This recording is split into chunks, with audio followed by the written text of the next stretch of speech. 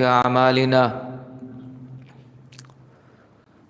من يهدي الله فلا مضل له ومن يضلله فلا هادي له وأشهد أن لا إله إلا الله وحده لا شريك له وأشهد أن محمدًا عبده ورسوله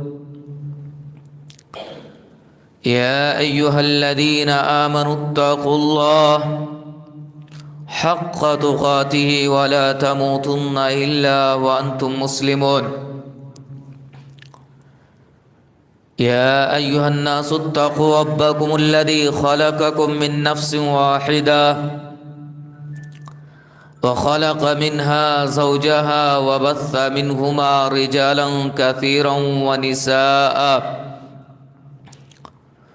واتقوا الله الذي تساءلون به والأرحام إن الله كان عليكم رقيبا يا أيها الذين آمنوا اتقوا الله وقولوا قولا سديدا يصلح لكم أعمالكم ويغفر لكم ذنوبكم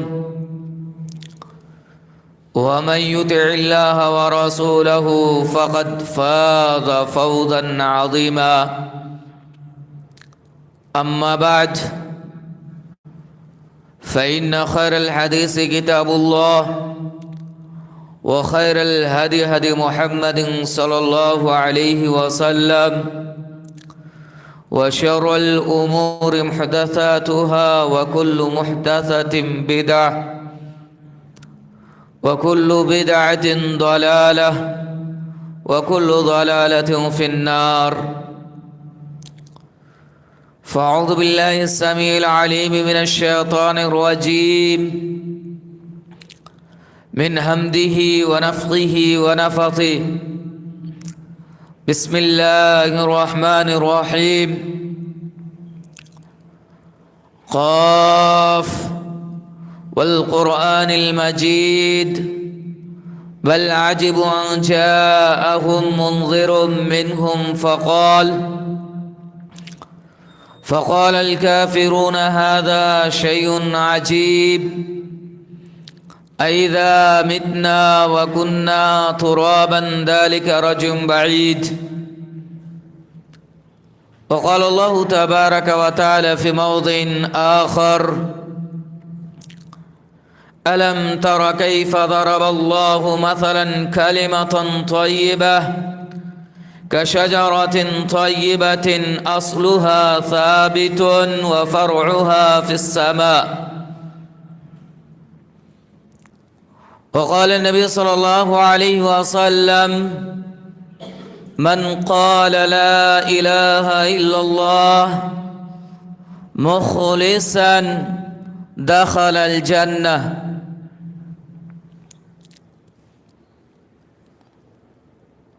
بزرگان من، قابل صد احترام میرے دینی ملی بھائیوں، تمام قسم کی تعریف و توصیف، حمد و ثنا، عظمت و بڑائی، بزرگی برتری اس اللہ وحدہ لا شریک، خالق کائنات، مالک ارض و سما کی ذات بابرکات کے لیے، جس نے ہم بنی نوع انسان کو پیدا کیا اور پھر ہماری رشد و ہدایت کے لیے بے شمار انبیاء کرام کو اس دار فانی کے اندر مبعوث فرمایا، بعدہ انگنت لا تعداد بے شمار درود و سلام سید الاولین والآخرین، امام المتقین، شفیع المذنبین، میرے اور آپ کے ہادی رہنما جناب محمد عربی صلی اللہ علیہ وسلم کی ذات مطہرہ پر ہو، اللہم صلی وسلم وبارک علیہ۔ حاضرین جمعہ،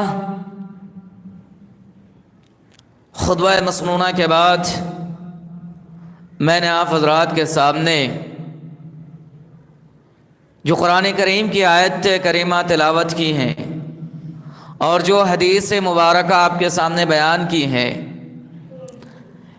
اس آیت اور حدیث سے ہمارا موضوع کیا ہے آپ کو اندازہ ہو گیا ہوگا۔ ہمارا موضوع خطابت ایک ایسے کلمہ کے بارے میں جسے اللہ رب العالمین نے عروۃ الوثقی کہا ہے۔ ایک ایسا کلمہ ہے جس کے بارے میں نبی پاک صلی اللہ علیہ وسلم نے کہا کہ جس شخص نے اللہ کے لیے خالص کرتے ہوئے، اخلاص کرتے ہوئے اس کلمے کو ادا کر لیتا ہے تو ان کا ٹھکانہ جنت ہوگا۔ ایک ایسا کلمہ ہے جس کا علم اور جس کا معنی و مطالب سمجھنا ایک مسلمان کے لیے لازمی امر ہے۔ ایک ایسا پاکیزہ کلمہ ہے جس کلمے کے بنیاد پر ہی اگر کوئی انسان اسلام میں داخل ہونا چاہے تو داخل ہو سکتا ہے۔ اگر اس کلمے کا اقرار نہ ہو تو انسان دائرہ اسلام میں داخل ہونے سے قاصر رہے گا۔ میری مراد کلمہ توحید یعنی کلمہ طیبہ لا الہ الا اللہ، یہ ایک ایسا کلمہ ہے جس کا جاننا اور سمجھنا ہر ایک مسلمان کے لیے ضروری ہے۔ ہم اس بات کو تو بخوبی جانتے ہیں اور اس بات کا اقرار بھی کرتے ہیں، دعویٰ بھی کرتے ہیں کہ ہم نے لا الہ الا اللہ پڑھنا ضروری ہے اور لا الہ الا اللہ پڑھتے بھی ہیں، لیکن میرے بھائیوں اور دوستو، لا الہ الا اللہ کا پڑھ لینا، زبان سے ادا کر لینا، یا لا الہ الا اللہ کا دل سے تسلیم کر لینا، کیا یہی ہمارے لیے نجات کا ذریعہ ہو جائے گا؟ کیا یہی چیز ہمیں اسلام میں داخل کر دیتا ہے؟ یقیناً یہ کلمہ پڑھ لینے یا اس کو زبان سے ادا کر لینے اگر ہمارے دل میں اعتقاد کے ساتھ ہے تو یقیناً ہم اسلام میں تو داخل ہو جاتے ہیں، لیکن کیا اس کلمے کو پڑھ کر دین اسلام کے شریعت کے تمام تر احکامات کو چھوڑ دیں، تمام تر احکامات کو پاؤں تلے رون دیں، تو کیا صرف یہ کلمہ ہمیں نجات دے سکتی ہے؟ نہیں میرے بھائی اور دوستو، اس کلمے کو پڑھنے کے بعد ان کے کئی شرطیں ہیں، ان کے شروط کو ہمیں جاننا پڑے گا کہ ان کلمے کے اندر ہم نے کن کن باتوں کا اقرار کیا ہے۔ دیکھنے کو تو دو جملے کا ہے، دو حصے میں ان کو تقسیم کیا گیا ہے، دو باتوں کا اقرار کیا جا رہا ہے، لیکن در حقیقت یہ ہے کہ پورے اسلام کے احکامات انہی کلمے میں منحصر ہیں۔ ان کلمے کو ادا کرنے کے بعد اسلام کے تمام تر احکامات کا ہمیں لازمی حکم دیا جا رہا ہے۔ آپ کو میں بتلاؤں، صرف اس کلمے کی چند فضائل کو بیان کرنے کے بعد انشاءاللہ ان کے شروط بھی آپ کے سامنے بیان کرنے کی کوشش کروں گا، اور شروط سے پہلے ان کے جو معنی ہیں، جو مفاہیم ہیں، آج کے خطبہ میں ان کا بھی ذکر کیا جائے گا، کیونکہ ان کے معنی و مفاہیم کے بارے میں جو ہمارے اور آپ کے ذہن میں ہے صرف اتنا ہے کہ ہم نے کلمہ طیبہ پڑھ لیا، کلمہ توحید پڑھ لیا اور ہم اسلام میں داخل ہو گئے۔ نہیں میرے بھائی اور دوستو، اس کے علاوہ اور بھی معنی و مفاہیم ہیں۔ آئیے پہلے اس کلمے کے عظمت اور فضیلت کو میں آپ کے سامنے رکھنے کی کوشش کرتا ہوں۔ میں نے جو خطبہ مسنونہ کے بعد آیت کریمہ تلاوت کی ہے، اس آیت کے اندر اللہ رب العالمین نے فرمایا अलम तरा कैफ ज़रब अल्लाहु मसलन कलिमतन तय्यिबा, क्या तुम नहीं देखते कि अल्लाह रब्बुल आलमीन किस तरीके से पाकीज़ा कलिमे की मिसाल बयान करता है। का शजरतिन तय्यिबतिन, एक पाकीज़ा दरख्त की तरह, अस्लुहा साबितुन, जिसकी जड़ें मजबूत हैं, जिनकी बुनियाद मजबूत हैं, व फरउहा फिस्समा, और उनकी शाखें, उनकी टहनियाँ आसमान में लहरा रही हैं। बिल्कुल कलिमे तय्यबा यानी ला इलाहा इल्लल्लाह की असल भी ऐसे ही है कि इनकी असल जो है वो साबित है, यानी एक मजबूत तो कलिमा है। इनकी मजबूत की मिसाल बिल्कुल जब दरख्त की जड़ की तरह बयान फरमाया है, और इनका फुरा जो है, इनकी शाखें जो हैं, इन कलिमे की टहनियाँ जो हैं, अल्लाह रब्बुल आलमीन के ताल्लुक से ईमान रखना और अल्लाह रब्बुल आलमीन के बारे में ये अकीदा रखना कि अल्लाह रब्बुल आलमीन ही माबूद बरहक है, और उन पर यकीन रखना, ये एतक़ाद रखना कि अल्लाह रब्बुल आलमीन ने जो अहकामात नबी करीम सल्लल्लाहु अलैहि वसल्लम को दिए हैं, उन अहकामात को फॉलो करना सिर्फ अल्लाह के लिए है। ये इस कलिमे की फुरा है, इनकी शाखें हैं। इसके अलावा अल्लाह रब्बुल आलमीन ने इस कलिमे को एक मजबूत कड़ा कहा है, बल्कि अल्लाह रब्बुल आलमीन ने फरमाया अल उर्वतुल उस्का, एक मजबूत कड़े की मानिंद है जो कभी टूटती नहीं है, जो कभी पिघलती नहीं है। यानी अगर आपने कलिमे तय्यबा का इकरार कर लिया, अगर आपने कलिमे तय्यबा को दिल से मान लिया, तस्लीम कर लिया, ज़बान अदा कर लिया, तो गोया कि आपने अपने ईमान को मजबूती के साथ थाम लिया। आपने अल्लाह रब्बुल आलमीन पर यह एतक़ाद कर लिया कि इस कायनात को चलाने वाला, इस कायनात को क्रिएट करने वाला, इस कायनात के अंदर इबादत के लायक सिर्फ और सिर्फ एक ही माबूद है, एक ही ज़ात है, और वो अल्लाह रब्बुल आलमीन है। इस बात का हमने इकरार कर लिया।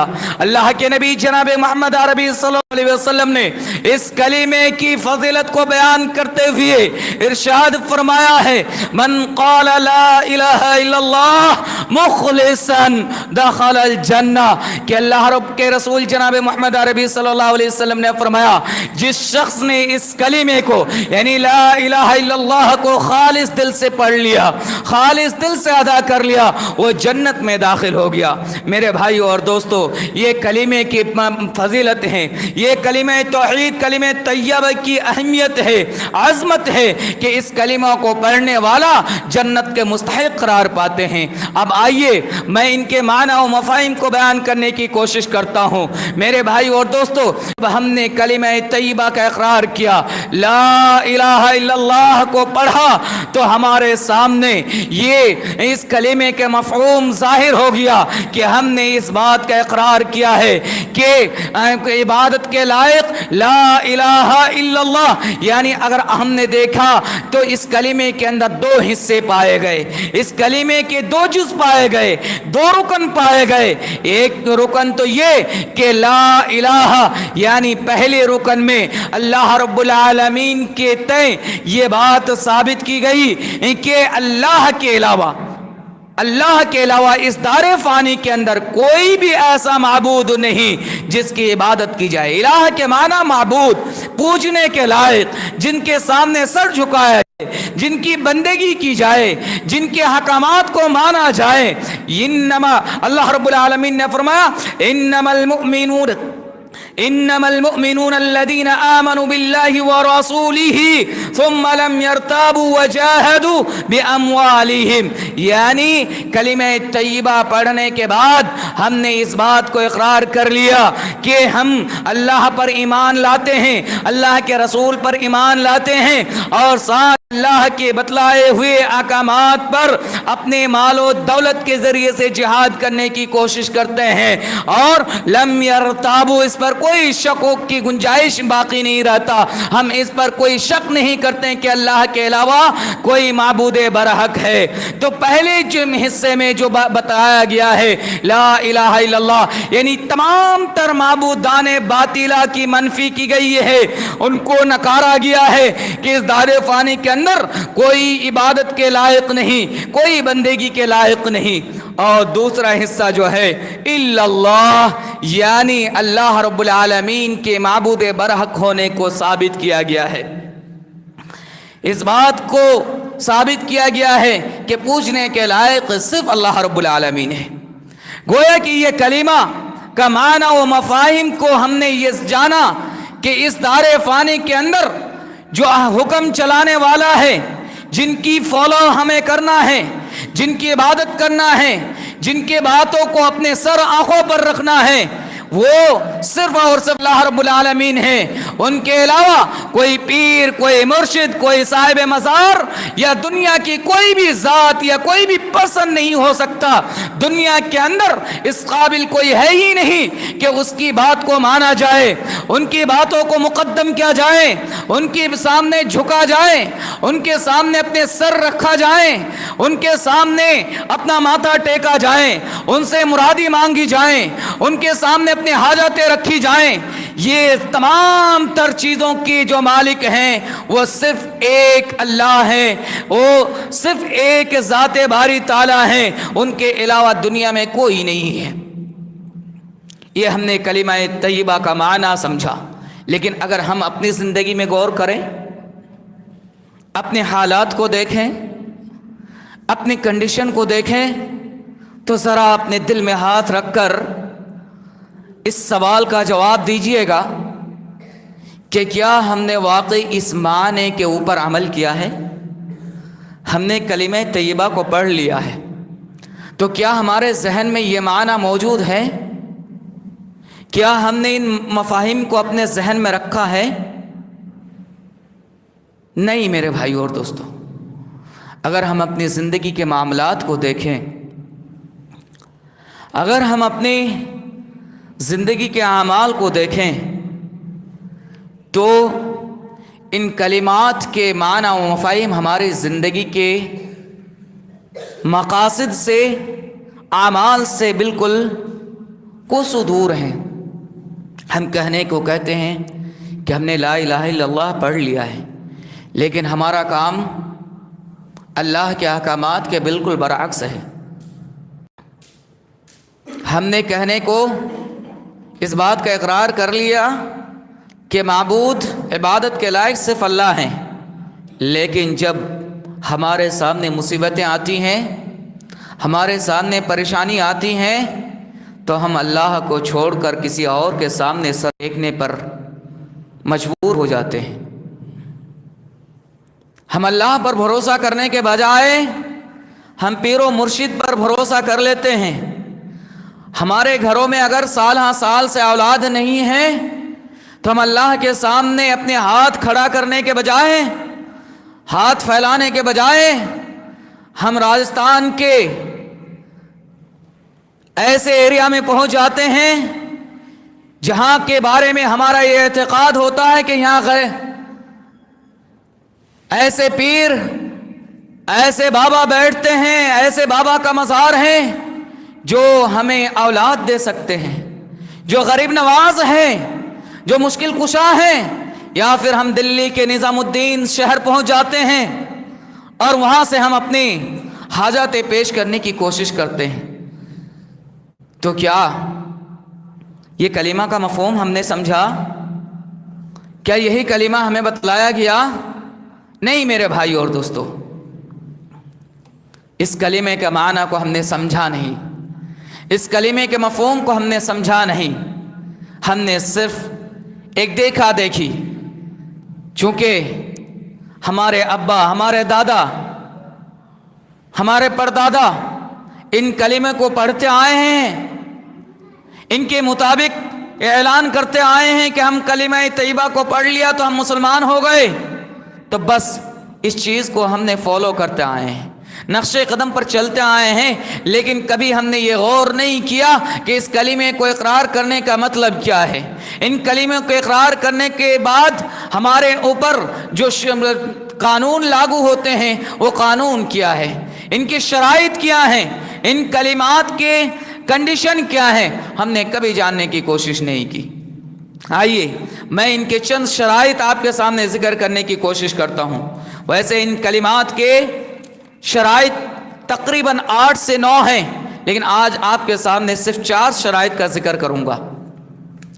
ان کلمات کے جو شرطیں ہیں ان میں سب سے پہلا شرط، ایک انسان جو اس کلمہ کا اقرار کرتا ہے اس کے لیے لازمی ہے کہ وہ اس کلمے کے معنی کو اچھی طرح سمجھے، ان کے مفاہیم کو اچھی طریقے سے ذہن نشین کر لے۔ یہ لازمی امر ہے، بلکہ اسلام کے دیگر ارکان سے مقدم عمل ہے۔ آپ دیگر ارکان کو فالو کرنے سے پہلے آپ پر لازمی ہے کہ آپ اس کلمے کے معنی و مفاہیم کو اچھی طریقے سے سمجھ لیں۔ دلیل اللہ رب العالمین نے قرآن کریم کے اندر ارشاد فرماتا ہے فَاعْلَمْ أَنَّهُ لَا إِلَهَ إِلَّا اللَّهُ، اللہ رب العالمین نے فرمایا فَاعْلَمْ، سب سے پہلے جان لو، علم حاصل کرو اس کلمے کے بارے میں۔ اس کلمے کے بارے میں سب سے پہلا حکم دیا گیا کہ علم حاصل کرنا، اسے جاننا، ان کو سمجھنا کہ لا الہ الا اللہ، کہ اللہ کے علاوہ کوئی معبود برحق نہیں ہے۔ تو سب سے پہلا شرط کیا ہے؟ ہمیں اس معنی کے بارے میں جاننا ہے۔ ہم نے جاننے کی کوشش نہیں کی، یہ شرط ہمارے اندر سے مفقود ہے۔ اس کے بعد اللہ رب العالمین نے فرمایا من قال لا، اللہ کے نبی صلی اللہ علیہ وسلم نے فرمایا من قال لا الہ الا اللہ مخلصا دخل الجنہ۔ اگر ہم اس حدیث پر غور کریں تو یہاں پہ اللہ کے رسول صلی اللہ علیہ وسلم نے ایک دوسرا شرط بیان فرمایا، وہ یہ کہ ہم نے صرف زبانی ادا نہیں کرنا، اس کلمے کو زبان سے ہم نے ادا کر لیے نہیں، بلکہ اخلاص ہونا چاہیے۔ اس کلمے کی ادائیگی میں اخلاص ہونی چاہیے، اور اس کے بارے میں خود اللہ رب العالمین نے بھی ارشاد فرمایا وما امروا الا ليعبدوا الله مخلصین له الدین، کہ اللہ رب العالمین کہتا ہے کہ ہم نے صرف اخلاص کے ساتھ اللہ رب العالمین کی عبادت کا حکم دیا ہے۔ تو اس کلمے کو اخلاص کے ساتھ ادا کرنا ہے۔ اور تیسری کنڈیشن یقین،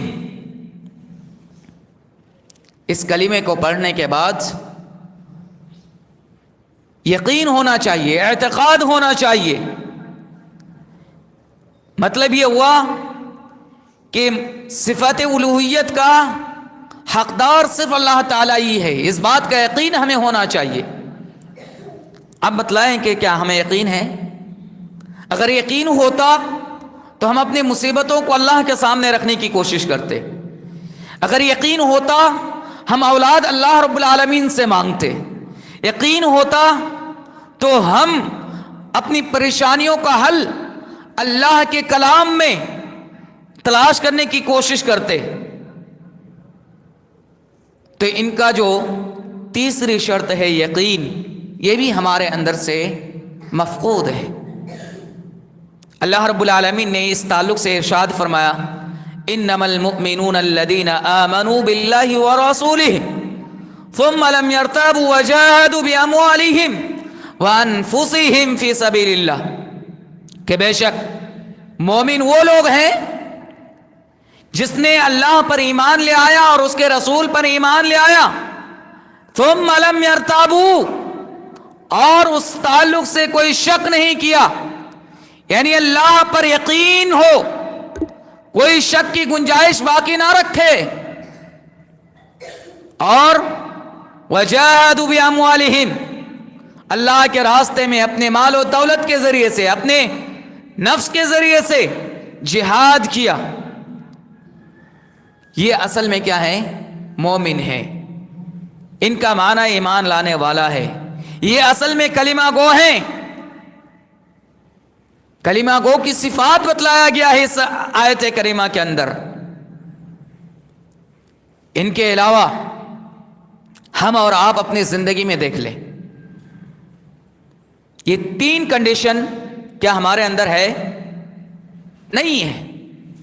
اسی طریقے سے ایک چوتھی کنڈیشن جو اللہ رب العالمین نے فرمایا وہ صدق, سچائی. اس کلمہ کو پڑھنے کے بعد ہمیں سچے طور پر یہ گواہی دینا ہے, سچائی کے ساتھ یہ گواہی دینا ہے کہ اللہ رب العالمین ہی معبود برحق ہے. یعنی گویا کہ پتہ یہ چاہ کہ کلمہ کو زبان سے ادا کرنے کے بعد دل میں اس کی تصدیق ہونی چاہیے, یقین ہونا چاہیے اور اخلاص ہونا چاہیے. اگر یہ چاروں چیزیں ہمارے اندر ہے تب تو واقعی ہم مسلمان ہیں. ہم نے کلمہ طیبہ کو ادا کیا تو اس کا فائدہ ہمیں ملنے والا ہے. اور اگر یہ چاروں چیز نہیں پائی گئی تو یاد رکھنا کہ یہ ہمارا کلمہ پڑھنا ہمارے لیے نجات کا ذریعہ نہیں بن سکتا. میرے بھائی اور دوستو, ان کے علاوہ ایک کنڈیشن اور ہے جو اسی سے جڑا ہوا ہے. تمام تر شرکیہ اعمال یا کفرانہ اعمال کا رد کرنا. یہ نہیں کہ ہم کلمہ طیبہ کو پڑھتے بھی ہیں اور اگر فلاں شخص کفر کرتا ہے, شرک کا عمل کرتا ہے تو ہم اس بات کو بھی تسلیم کرتے چلیں کہ وہ صحیح کر رہا ہوگا. اگر آپ نے اس طریقے کا اعتقاد رکھا تو آپ اس کلمے کے جو شروط بیان کیے گئے ہیں ان میں داخل نہیں ہوئے. آپ کا یہ کلمہ پڑھنا بیجا اور بیکار ہوگا. ورنہ آپ دیکھیں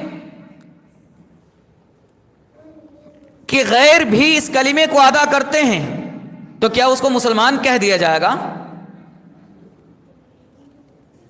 آپ آج کے ڈیٹ میں دیکھیں کہ بہت سے پنڈت ہمارے پروگرام میں آتے ہیں اور اس کلمے کا اقرار بھی کرتے ہیں, زبان سے پڑھتے بھی, ان کے معنی و مفاہیم کو بیان بھی کرتے ہیں. تو کیا اس کو مسلمان میں شمار کر لیا جائے گا؟ نہیں, کیونکہ انہوں نے اس کلمے کو تو پڑھا لیکن ان کے اندر شک پایا گیا. انہوں نے مشرکانہ اعمال کو بھی صحیح قرار دیا, کفرانہ اعمال کو بھی مانا, تبھی تو وہ اس کو چھوڑ کر اب اس دین پہ نہیں آئے. وہ صرف آپ کو لبھانے کے لیے, آپ کو بہلانے کے لیے اس کلمے کو اپنے زبان سے ادا کر لیا.